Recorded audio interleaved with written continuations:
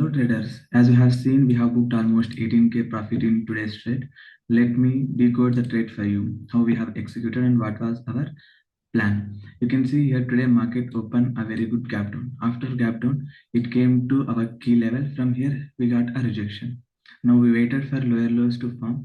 Clearly, it formed a low and lower highs, and at this level, we have executed our trade. We have sold 41,800 call option, and when it touched our another key level, at this level, we have booked our profits. This is a simple trade where we have executed and we made a good profits.